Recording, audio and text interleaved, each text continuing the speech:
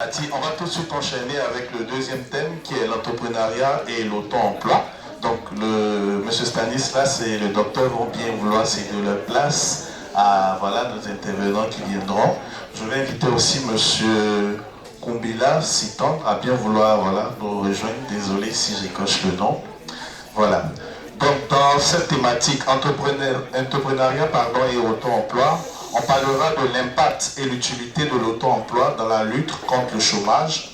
On parlera également des actions et politiques qui sont mises en place pour faciliter l'auto-emploi. On parlera aussi d'une vision tournée vers l'extérieur, notamment la zone de libre-échange. Donc, on va tout de suite commencer. Voilà, on les ovationne encore.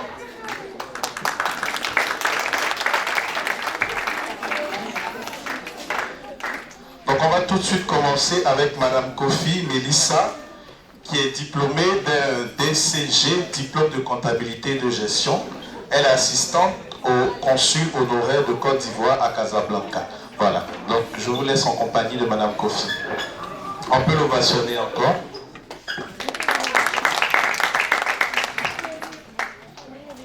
Alors bonjour à tous, bonjour au professeur, non elle n'est pas là, et à tous les responsables qui reçoivent l'association que je ne connais pas. Voilà. Alors je suis Melissa Kofi. On a perdu quand même pas mal de temps. Et donc je vais juste parler de moi en 2 minutes, 2-3 minutes, me présenter.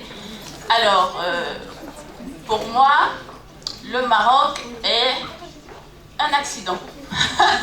Ma venue au Maroc ici, ma venue au Maroc, pardon, ma venue au Maroc c'est un accident. Alors je vous explique pourquoi. Parce que quand je suis arrivée au Maroc en 2011, fin 2011, et normalement je devais aller en France. Et donc je rectifie encore, hein. Ma venue est un accident. Et alors, mon pays, je suis ivoirienne, donc je suis originaire de la Côte d'Ivoire, avait eu une crise politique et j'avais bénéficié d'une bourse pour aller étudier en France. Et alors, la bourse est tombée au mauvais moment. Et là, l'ambassade m'a dit, écoute, tu as 2 présidents, qui est-ce qui va te payer la bourse au fait? Et ça m'a créé des problèmes pour le visa. Et j'avais un ami qui était au Maroc, qui faisait des études comme moi, des études comptables, dans le domaine de l'expertise comptable, qui m'a dit, mais écoute, tu sais, ici il y a l'INTEC qui est représenté ici à l'ISCAE, donc mais tu viens au Maroc, plutôt que de perdre l'année là-bas, comme ça, tu as la bourse et tout, essaie de voir avec le ministère comment on fait pour qu'on puisse te rectifier la bourse pour le Maroc. Et je dis, mais tu as raison, parce que je ne sais pas avec le dénouement de la crise politique, qu'est-ce qui va se passer et tout. Et mes parents ont dit, ben oui, mais tu vas au Maroc, de toute façon c'est l'Afrique, et il y a plein de gens qui partent étudier là-bas et tout, donc tu pars au Maroc. Et donc j'arrive au Maroc, je m'inscris à l'ISCAE dans la section INTEC pour l'expertise comptable. Et donc c'est là-bas que je fais le DCG et je continue les UV du DSCG, donc le diplôme supérieur de comptabilité et de gestion. Et après, on a le DEC et tout ça, les stages d'expertise comptable et tout. Mais je suis en même temps assistante du consul honoraire de Côte d'Ivoire à Casablanca. Et alors, le poste que j'occupe en ce moment, c'est vrai, ça n'a rien à voir avec la comptabilité, mais comme le professeur l'a dit dans son intervention, alors, nous sommes à l'heure du développement des compétences personnelles. Le diplôme ne suffit plus. Voilà, et c'est dans ce cadre-là donc que j'ai toujours eu une vie associative. Ma mère d'ailleurs est très active au niveau des ONG dans mon pays et tout. Donc j'ai grandi à peu près dans le milieu associatif et au Maroc, je me suis retrouvée ici dans le milieu associatif justement avec les étudiants boursiers parce que quand je suis arrivée, on ne payait pas les bourses et on a dû faire une grève et c'est comme ça que je me suis retrouvée dans l'association Habilité. Ensuite, je me suis retrouvée dans l'association des Ivoiriens du Maroc, dans le Grand Ensemble. Et donc c'est mon expérience associative qui me permet aujourd'hui de gagner ma vie au Maroc, bien en continuant toujours mes études, Et ça ne me dérange pas du tout, au contraire, c'est une richesse pour moi, parce que j'ai l'opportunité de faire les deux choses que j'aime dans ma vie, la comptabilité et le milieu associatif. Voilà, j'ai l'opportunité de travailler pour mon pays, auprès de ma communauté, mais également auprès de la communauté marocaine, le pays d'accueil qui nous reçoit. Nous développons beaucoup de projets ensemble, nous travaillons ensemble et nous touchons du doigt les problèmes réels, par exemple, des migrations africaines ici au Maroc. Voilà, et c'est dans ce cadre-là justement que je pourrais intervenir en fonction du thème. Alors, l'insertion, voilà. Et le sous-thème principal, je crois, c'est l'entrepreneuriat et l'auto-emploi. L'impact et l'utilité de l'auto-emploi dans la lutte contre le chômage. Alors, je sais que tout le monde a entendu parler de l'entrepreneuriat, voilà, de l'auto-emploi, à peu près. Tout le monde, je suppose, hein, que tout le monde a une idée de ce que c'est que l'auto-emploi, de ce que c'est que l'entrepreneuriat. Alors, moi, je suis beaucoup plus directe, voilà. J'aime bien ça, je suis comptable. Donc, je ne suis pas une spécialiste du droit social, voilà, pour vous décrire exactement dans des termes beaucoup plus techniques. Donc, je vais essayer d'être beaucoup plus simple et brève, déjà que nous avons un retard. Alors, l'entrepreneuriat, qu'est-ce que c'est? L'entrepreneuriat, c'est l'action d'entreprendre. C'est juste ça. Voilà, c'est l'action d'entreprendre. Et qu'est-ce que l'action d'entreprendre nous permet de faire? L'action d'entreprendre nous permet de découler sur l'auto-emploi. C'est aussi simple que cela. J'entreprends, j'ai une idée, je veux créer une entreprise et je découle sur l'auto-emploi. L'auto-emploi, c'est simplement être un employeur. Voilà. J'ai la possibilité de créer une activité, de donner du travail et je suis un travailleur indépendant. Voilà, parce qu'il faut faire attention. Il y a des travailleurs indépendants qui deviennent salariés, qui sont en même temps gérants de leur entreprise, et là, il faut bien les situer, ils ne sont plus exactement dans le cadre de l'auto-emploi. Donc, l'auto-emploi, c'est de ne pas avoir de salaire en tant que tel, mais c'est de pouvoir donner la faculté d'en donner. Donc, être un peu patron, en quelque sorte. Voilà, c'est un peu ça. Et donc, tout simplement,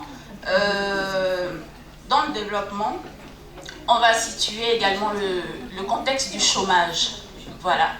Et on parle là, par rapport au thème de l'impact de l'auto-emploi, justement, dans la lutte contre le chômage. Donc, nul n'est censé ignorer, en tout cas depuis ma naissance, jusqu'à ce que je prenne conscience, j'entends parler du chômage. En Côte d'Ivoire, je n'entendais parler. Ici au Maroc, c'est une réalité. Et dans tous les pays du monde, même les pays développés en Europe, dès que vous allumez la télé, vous entendez parler du chômage. Donc, c'est une réalité. Voilà. Et le Maroc, je crois nous sommes à 10% pour le premier trimestre de 2019, je crois. Je n'ai pas vraiment bien... C'est ça, c'est un peu ça. Voilà, donc à l'instar de tous les pays du monde, le Maroc aussi fait face au chômage. Comme même les pays développés aujourd'hui font face au chômage. C'est une réalité. Et sur le continent africain, n'oublions pas que nous sommes quand même à 41% de population à moins de 15 ans. Et donc, les États sont saturés.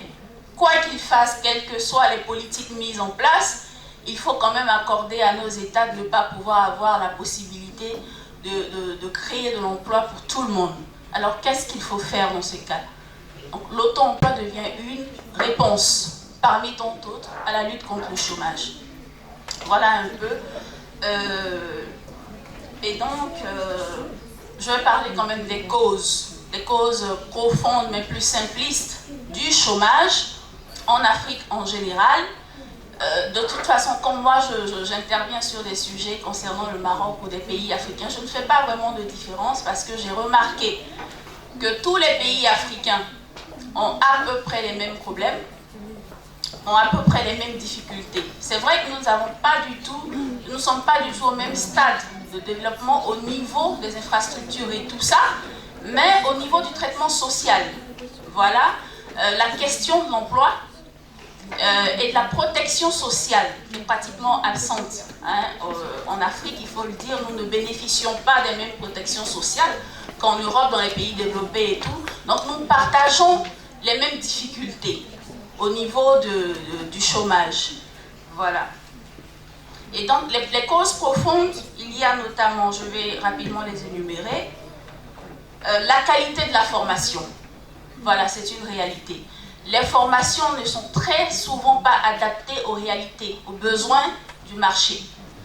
Voilà l'une des causes profondes du chômage. Les politiques publiques ne sont pas également adaptées.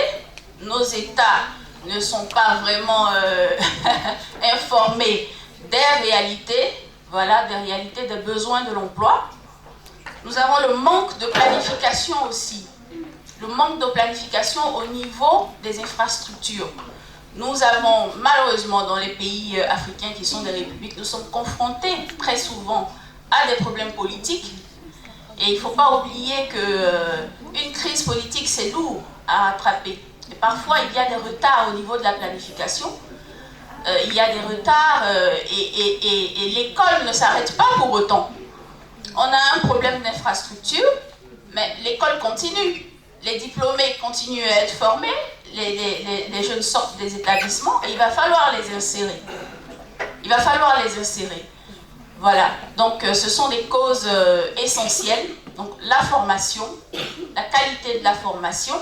Et ici au Maroc, nous avons quand même la chance pour les étudiants qui viennent des pays subsahariens de bénéficier de formations quand même adéquates. Il y a quand même un beau panorama au niveau des formations, voilà, qui permettent réellement de faire des choix.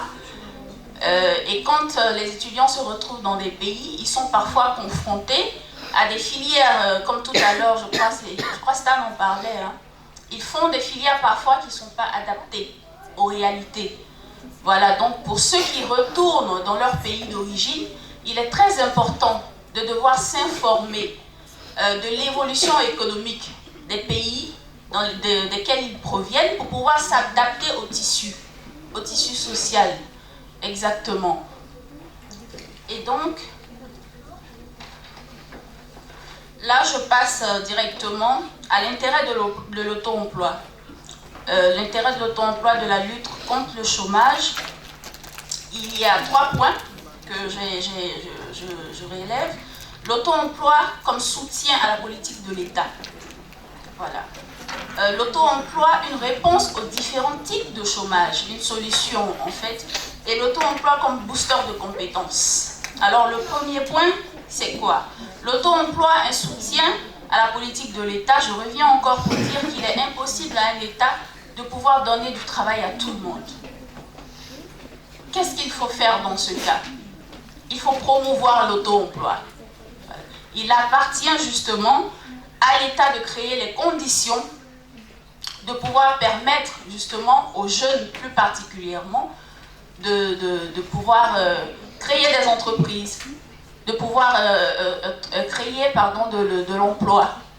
Aider l'État à créer de l'emploi. L'État crée les cadres, c'est vrai, mais également il appartient aux gens de savoir saisir des opportunités.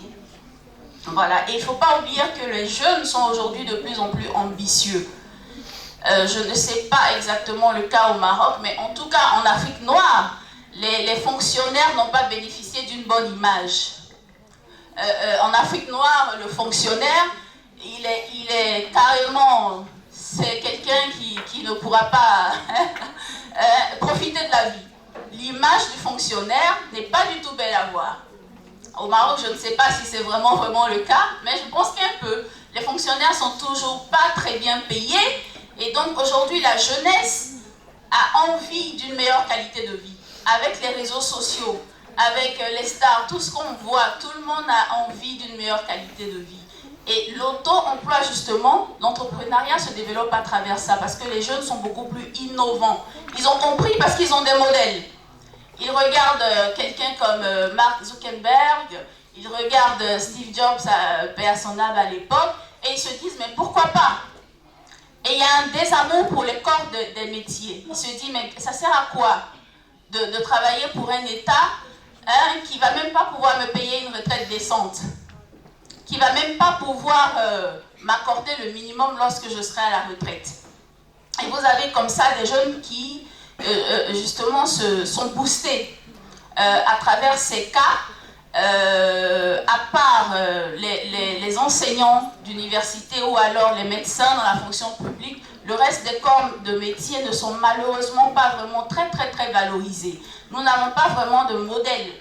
Par exemple, dans mon pays, la Côte d'Ivoire, au niveau de la fonction publique, à part les travailleurs du Trésor et je crois des impôts, les régies financières, en tout cas, le reste du corps public ne donne pas envie. Et donc les jeunes sont plus motivés par l'appât du gain. Ils ont envie de gagner plus. Dès que vous demandez à un jeune homme, qu'est-ce que tu veux faire dans la vie? Quand tu lui dis, ah mais tu pourrais être ça, il dit, mais est-ce qu'il y a de l'argent là-bas? C'est une réalité. De plus en plus, les jeunes ont envie de pouvoir gagner leur vie de manière beaucoup plus aisée. Voilà. Et qui dit emploi aussi, l'auto-emploi aussi donne quoi? La liberté. La liberté de ne pas être subordonné forcément à un patron. Ce n'est pas tout le monde qui a l'aptitude d'être subordonné à quelqu'un. Vous avez des gens qui ne supportent pas d'être subordonnés à quelqu'un et qui se mettent en état de chômage volontaire. Il faut le dire. Vous avez des gens qui sont incapables de travailler sous des ordres, avec un patron. Impossible pour ces personnes-là de s'adapter. Et l'auto-emploi, ils se mettent volontairement. Ils se disent, mais moi, je préfère ne pas travailler que de partir et qu'on me dise, vas-y, fais ça, et qu'un patron me crie dessus et tout ça. Ce sont des réalités.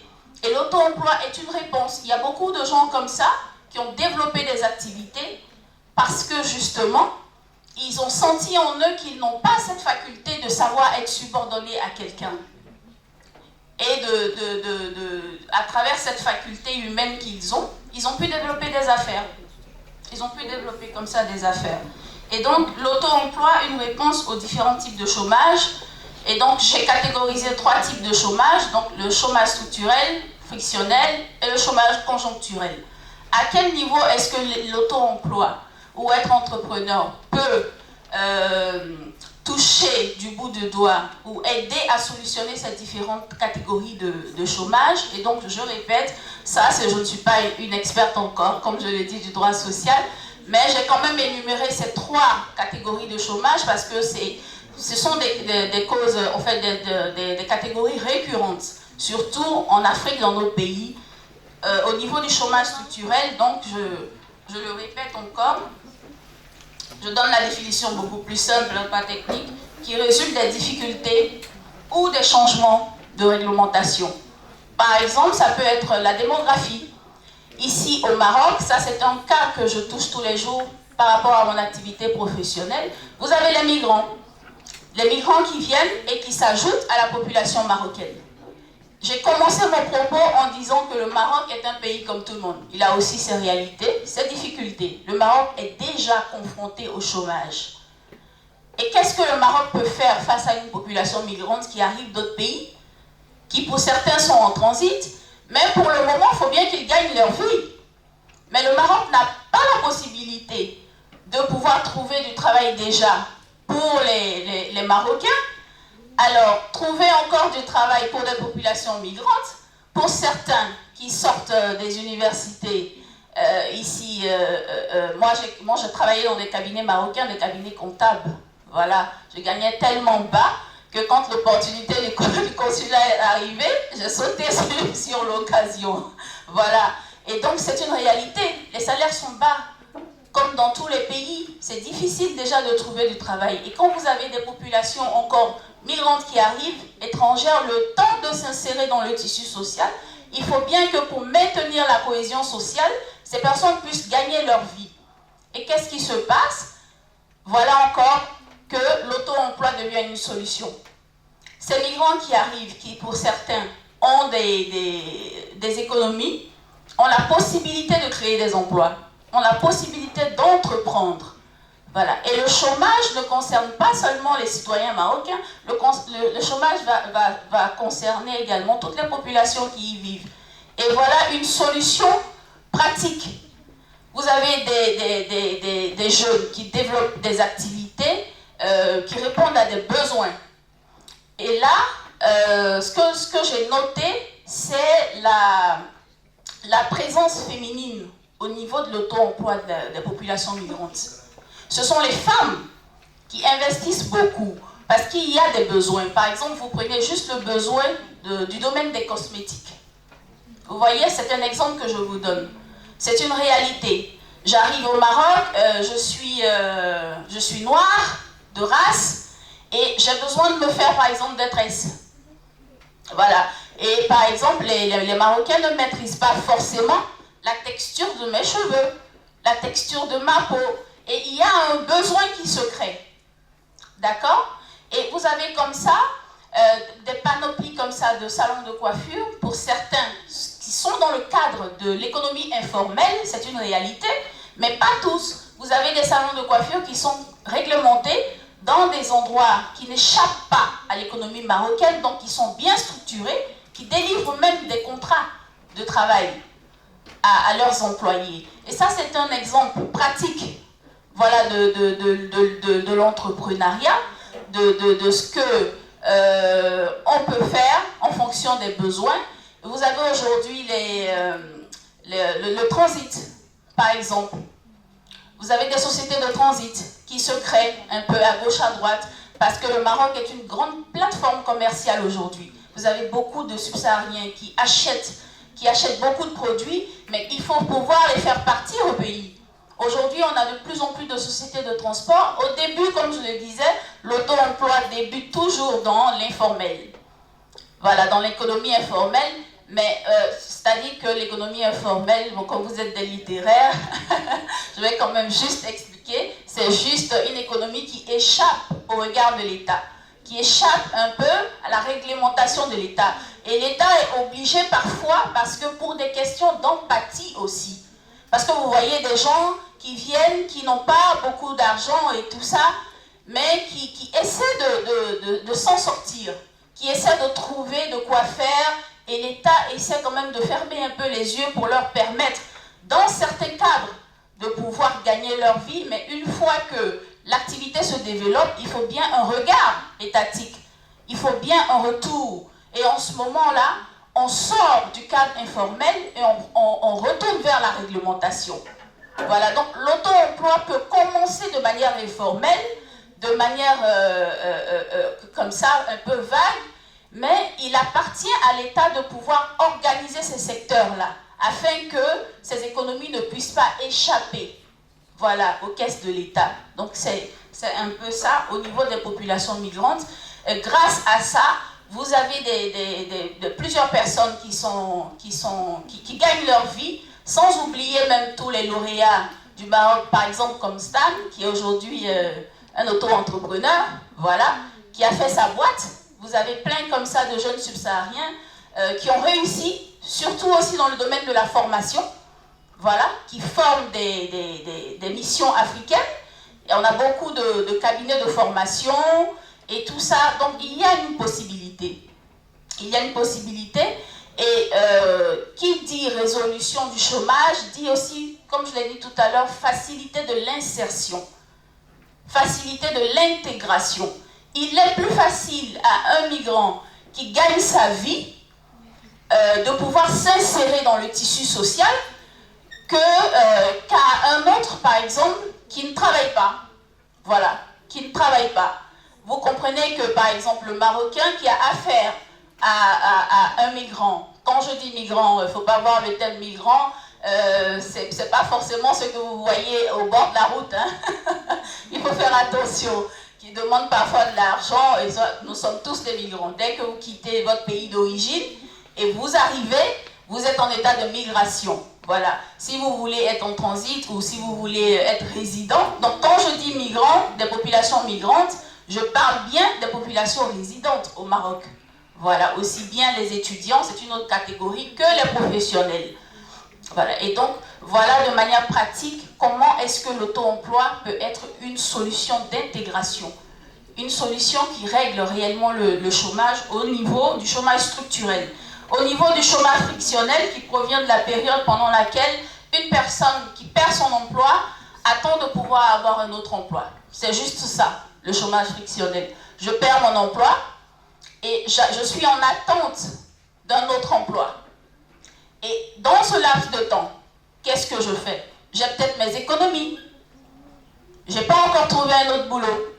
Mais plutôt que de regarder mes économies s'amenuiser, plutôt que de regarder mon compte en banque diminuer à chaque fois que je fais des retraits, je me dis, ah tiens, pourquoi ne pas investir? Pourquoi ne pas auto-entreprendre? Pourquoi ne pas créer une petite activité en attendant d'avoir le poste auquel je suis appelée selon mon background, par exemple? Et donc, l'auto-emploi est une opportunité. Certains qui ont investi de l'argent, pendant cette période, ont décidé, n'ont plus trouvé nécessaire de retrouver un nouvel emploi, parce que si je crée une activité qui m'appartient et qui ne marche plus, je n'ai plus l'obligation d'être subordonné à quelqu'un d'autre. Ou alors, si je me rends compte que le fait d'être salarié me rapporte un plus, mais au moins j'ai créé une activité et je me retrouve avec un salaire et je me retrouve en même temps avec la possibilité d'avoir une autre activité. Je me retrouve entrepreneur salarié quelque part. Vous voyez l'opportunité. Et je me rends compte que mes économies, plutôt que de les regarder comme ça s'amenuiser avant d'avoir un autre boulot, mes économies m'ont permis de fructifier mes richesses. C'est un peu ça. Et j'ai la possibilité d'avoir le choix. Est-ce que je décide d'être salarié ou est-ce que je décide de m'occuper de ma propre affaire? Et donc, de chômeur, je finis par créer de l'emploi. L'instant où j'ai été chômeur, j'ai pris cet instant pour contribuer à la création de l'emploi. C'est un peu ça le chômage frictionnel, l'utilité de l'auto-emploi au niveau du chômage frictionnel.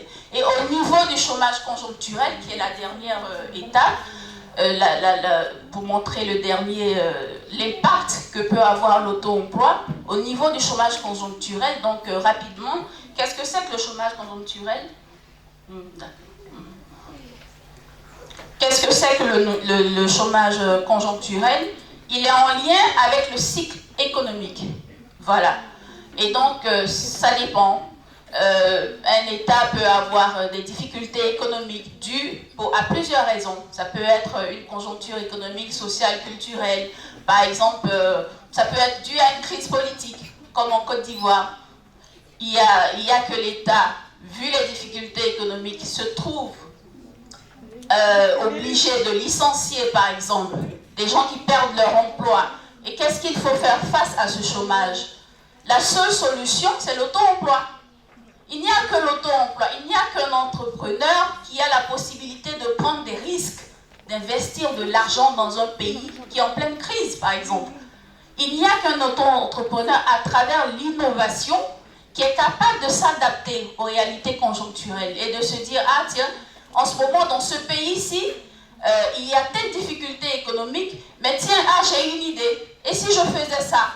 Les femmes ne peuvent plus, par exemple, s'habiller cher parce qu'il n'y a pas d'argent au pays. Mais ah, mais tiens, moi, plutôt que de faire cette tenue dans du coton très 100%, je peux faire du lycra, par exemple. C'est ça. Donc, l'innovation dans l'auto-emploi permet de répondre à cette question du chômage conjoncturel. C'était un peu ça, on a perdu un peu de temps, donc on est obligé de raccourcir un peu. D'accord. Et donc, pour conclure, au terme de l'intervention, en tout cas, j'aimerais qu'on pense à quelques recommandations, comme ça, rapidement. Ce qu'il faut retenir, ce que je souhaiterais que chacun d'entre vous retienne, c'est que, quel que soit le challenge que nous avons, parce que auto-entreprendre, c'est ça, c'est être un challenger, c'est être quelqu'un de motivé, quelqu'un qui a envie de réussir un projet, qui débute quelque chose et qui a envie de le terminer. C'est un peu ça, c'est une aventure. Mais malgré toute ma bonne foi, malgré tous les moyens financiers que je peux avoir, si je vis dans un pays qui ne facilite pas l'accès à cette activité, je ne pourrai pas avancer. Et donc, les recommandations tournent plutôt autour de l'État, en fait. Tout tourne autour de la réglementation, la prise en compte du secteur informel, l'optimisation fiscale. Voilà, il faut que l'État développe des mesures, voilà, des réglementations beaucoup plus souples pour encourager les auto-entrepreneurs. Nous avons également les financements. Voilà. Je veux entreprendre, j'ai des idées, j'ai des projets, mais j'ai personne pour m'aider. Ça ne sert à rien. Et il faut que l'État et les partenaires sociaux créent des conditions, voilà, pour que l'auto-entrepreneuriat puisse être réellement une solution pour aider l'État face à la question du chômage. Parce que quand on parle du chômage dans un pays, pour terminer, tout de suite, tout le monde tourne la tête vers l'État. Parce que l'État nous doit quelque chose. Voilà. Donc voilà un peu ce que je voulais dire. Voilà. L'optimisation fiscale, volonté étatique, pour faciliter le doing business. Là, j'ai remarqué que le Maroc, quand même, de 2009 à aujourd'hui 2019, a gagné près de 60 places, je crois. Aujourd'hui, ils sont 60e, ils étaient 120e. C'est un progrès énorme que tous les pays d'Afrique devraient copier. Moi, en tout cas, au niveau de mon pays, la Côte d'Ivoire, on a beaucoup évolué aussi. Hein. En 5 ans, on a gagné près de 40 places dans le doing business. Donc, la facilité de pouvoir offrir un panorama, voilà, d'investissement dans un pays. Voilà, et je vous remercie. Désolée d'avoir été plus longue. Voilà, merci encore Madame Kofi. Donc,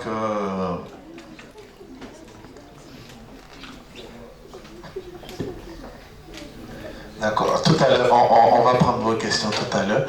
Donc, je disais merci à Madame Kofi qui nous a vraiment, j'ai envie de dire, galvanisé sur la thématique de l'auto-emploi.